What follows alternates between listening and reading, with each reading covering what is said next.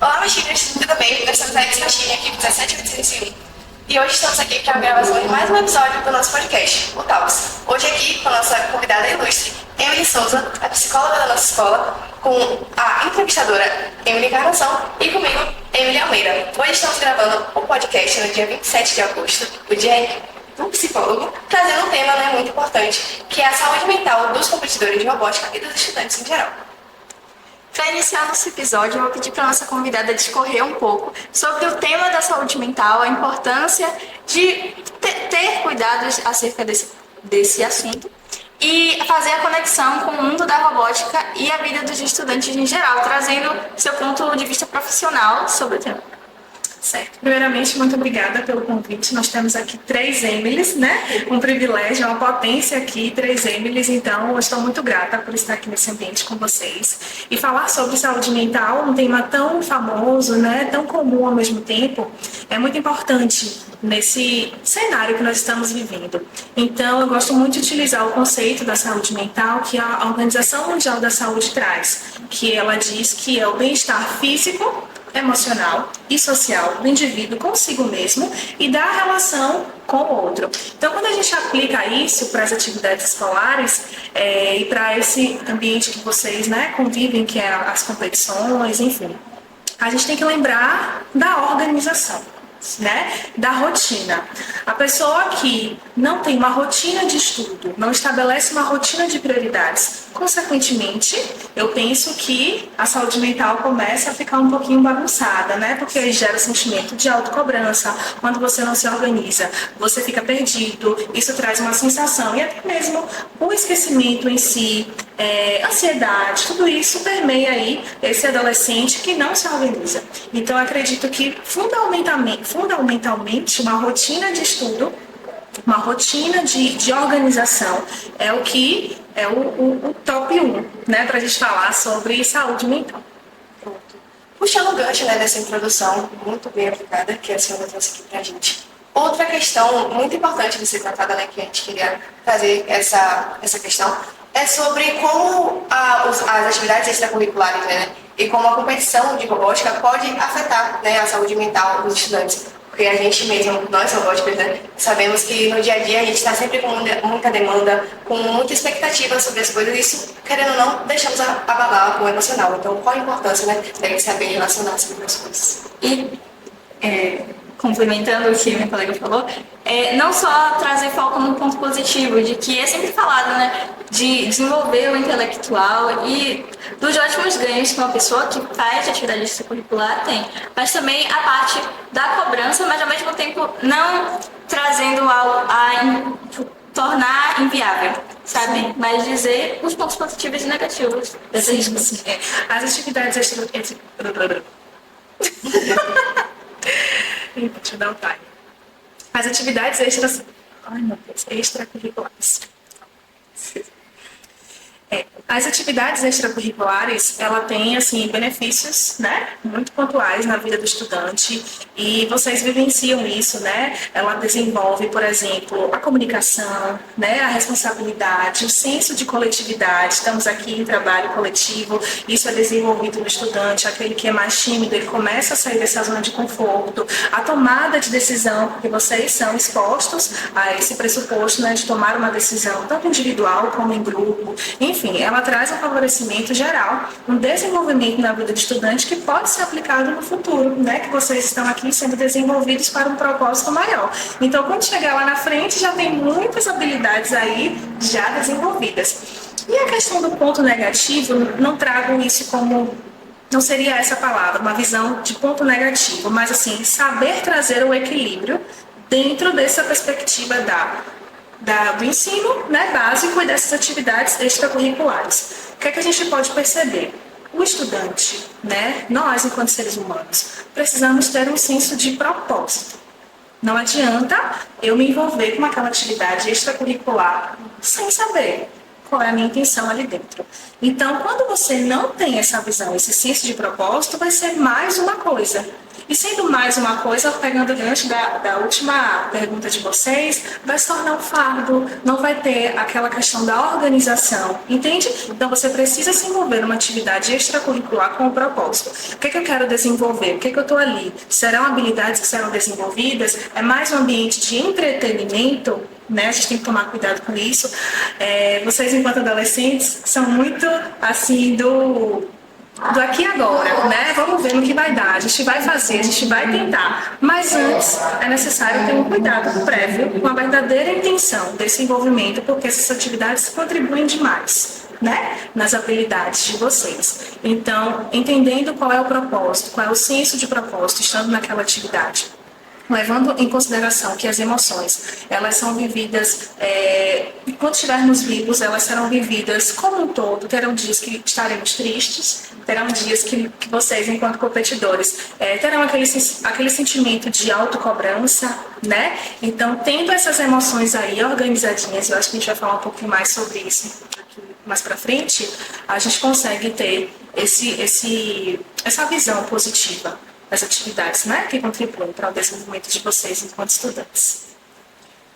Puxando a relação com a questão das emoções, principalmente na adolescência, que as emoções estão à flor da pele, como lidar com todas elas, mesmo aquelas ditas ruins, como ansiedade, tristeza, como lidar e equilibrar todas elas para que se possa alcançar um bem-estar, um bem-estar. O ser humano, ele precisa compreender que durante esse desenvolvimento, né, a gente vai vivenciar diversas emoções e sentimentos que são normais. Às vezes a gente pega uma emoção e coloca ela num lugar muito negativo, por exemplo, a ansiedade. A ansiedade é um sentimento natural, né? Por exemplo, a gente vai criar uma expectativa, a gente vai ter ansiedade com uma data de aniversário, a gente vai criar ansiedade com uma data da prova. Enfim, é muito comum que a gente passe por isso de uma maneira normal. Só que às vezes a gente potencializa, né? Então qual é o segredo? Não tem um segredo, mas assim, qual é a visão que precisamos ter para tratar essas emoções negativas com mais naturalidade, entendendo isso? Que ficaremos felizes, que ficaremos tristes, que sentiremos medo, que sentiremos raiva, né? Essas emoções mais negativas que deixam a gente um pouco mais para baixo, é normal. A gente só precisa tomar cuidado. Até que ponto a gente pode deixar que esse sentimento tome conta da gente? Porque eu costumo dizer que quando a mente não dá conta, o corpo se encarrega. O que isso quer dizer? Às vezes aquela emoção que está ali, incomodando as nossas noites de sono, ela reverbera no nosso corpo. Então a gente vai começar a não ter apetite, a ter dor no estômago, né? As dores no estômago estão muito ligadas a essa questão da ansiedade. A gente vai desenvolver manchinhas roxas pelo corpo que a gente muitas vezes não vai saber de onde vieram, mas a gente vai se lembrar que aquela situação mal resolvida, ou seja, aquela emoção que não está sendo tratada com naturalidade, mas que já foi para uma outra instância, onde o corpo está se encarregando de demonstrar, precisa ser vista com mais cuidado. Entende? Então é se perceber esse processo. Enquanto estivermos vivos, a gente vai sentir as emoções naturais do viver, né? Mas sabendo colocá-las nos seus devidos lugares. Às vezes é uma situação que se refere ao outro, principalmente vocês que estão aqui nesse ambiente coletivo competindo. Muitas vezes não depende só de você, depende também do outro.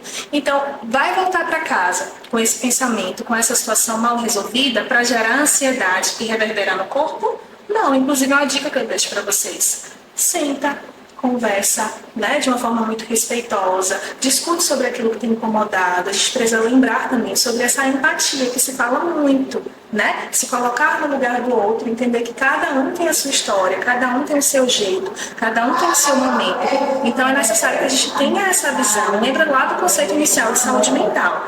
É o bem-estar também com o indivíduo individual, mas também com o outro. Então tudo isso perpassa, né, por esse equilíbrio aí dos sentimentos e das emoções. Sim, complementando a resposta da senhora, né?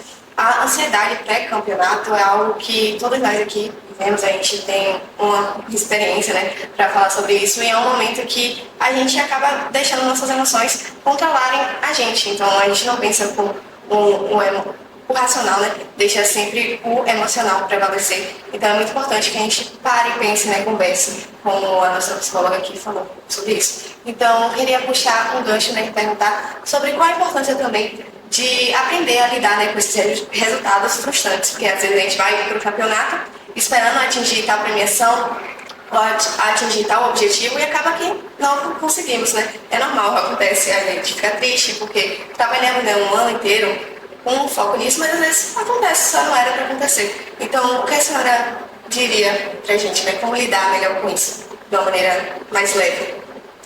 Eu quero lembrar que nós estamos muito pautados naquilo que a mídia tem trazido para a gente. O que importa é ter, o que importa é vencer, é ganhar, né? É mostrar. Muitas vezes aquela não é uma realidade nossa, é a realidade do outro, que também é falsa, pode ser falsa, não estou generalizando tudo, né? Mas a gente precisa se desprender um pouco desses conceitos que estão postos aí e que a gente, sem perceber, a gente vai, né, conforme a música está tocando. Então, primeiramente, eu quero trazer esse despertamento. Segundamente, quando a gente vai competir, e principalmente no coletivo, a gente precisa se lembrar que não estamos ali sozinhos. Né? Então, ter essa concepção de que é um trabalho em equipe, se perceber nesse processo de que o que eu estou fazendo, o que eu fiz para poder chegar até aqui, será que eu me dediquei? É a organização aí mais uma vez, eu me organizei, eu priorizei, né? Eu dormi bem, eu estou aqui realmente com uma saúde física também em dias, porque não adianta a gente competir não se sentindo bem, né? Embora tenha essa questão da ansiedade do momento, mas se você se prepara corretamente, com boas noites de sono, uma viagem tranquila, tudo isso contribui para que no momento da competição você esteja bem. Então, fazer essa retrospectiva daquilo que te cabe, né? E daquilo enquanto equipe. Vocês provavelmente têm um líder que está ali sempre ao lado de vocês, aconselhando. Então, sabendo que quando se trata do coletivo, não é só você. E lembrando das emoções que são pertinentes ao ser humano. Estamos aqui suscetíveis a perdas, a ganhos, né? A frustrações. Então, ter essa concepção na hora de competir. O meu objetivo, claro, que é a premiação. Mas, e se a premiação não vier? Como eu devo me comportar? Entendendo que a cada experiência é uma aprendizagem, né? Entendendo que quando se trata de coletivo, cada um tem a sua história. Às vezes não se dedicou muito, o outro não, mas não trazendo essa culpabilização somente para o outro. E nem sempre aquela questão também da autocobrança, né?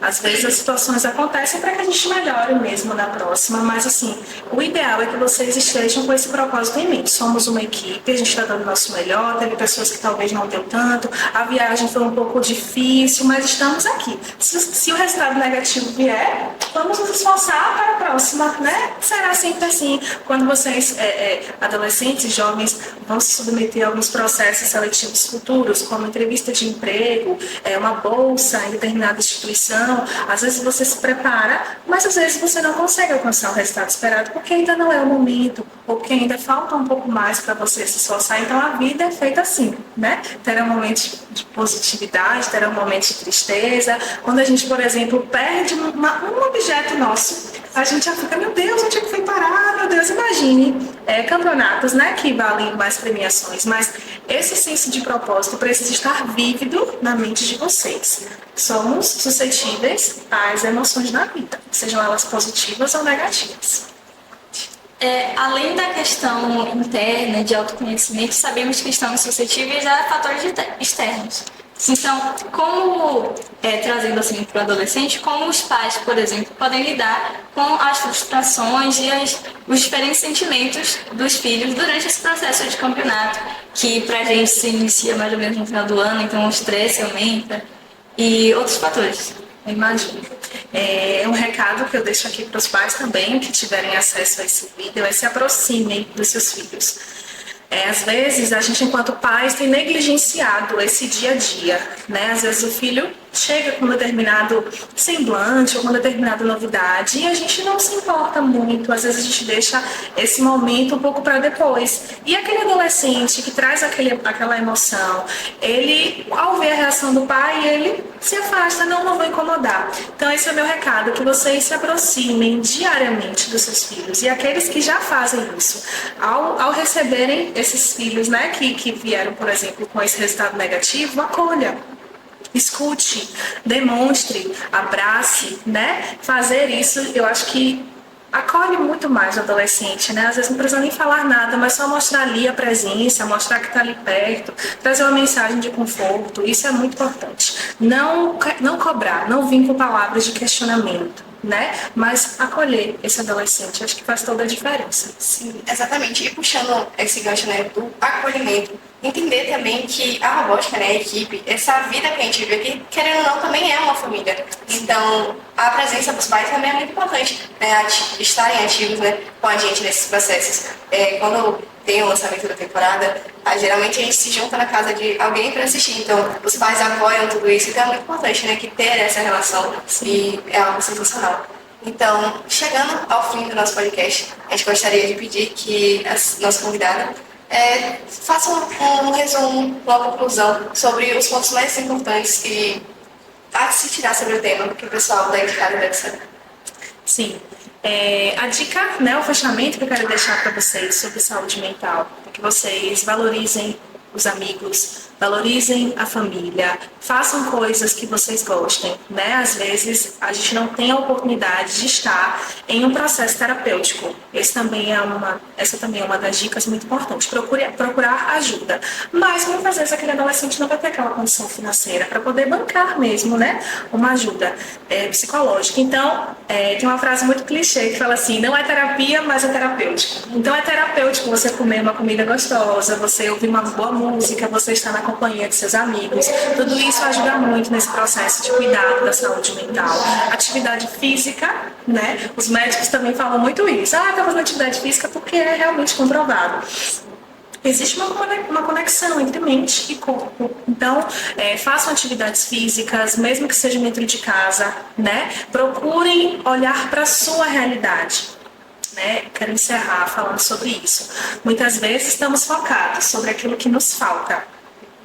A gente está olhando para aquilo que a gente não tem, mediante a realidade que nos é colocada lá na internet, né? No Instagram, no TikTok. Então não olhe para aquilo que te falta, olhe para aquilo que você tem. O que é que eu tenho hoje que me faz estar vivo? O que é que eu tenho hoje que me faz levantar? O que é que eu tenho hoje que a minha família fez por mim? O que é que eu tenho hoje que eu posso fazer por mim? Né? Às vezes a gente também cria uma expectativa ilusória.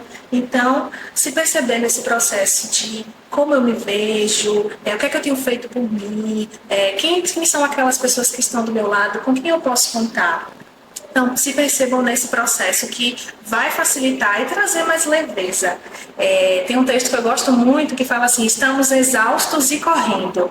E é como para a geração enquanto todo, não é só para os adultos, né? Vocês, na fase estudantil, também, essa geração que temos vivido, estamos ali correndo para alcançar os nossos objetivos, correndo para nos satisfazer e, ao mesmo tempo, ficamos exaustos. Então, é um ciclo, exaustos e correndo. Então, é importante a gente perceber qual é a prioridade.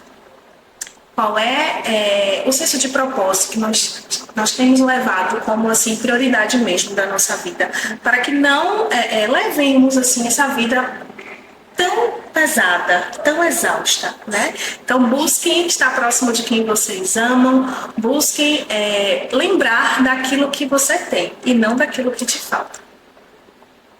Então, eu acho que foi isso. Estamos chegando no final do nosso podcast, finalizando aqui. Gostaríamos de agradecer essa presença aqui hoje. E foi isso. Muito obrigada, gente, por assistirem até aqui. E até a próxima. Eu que agradeço.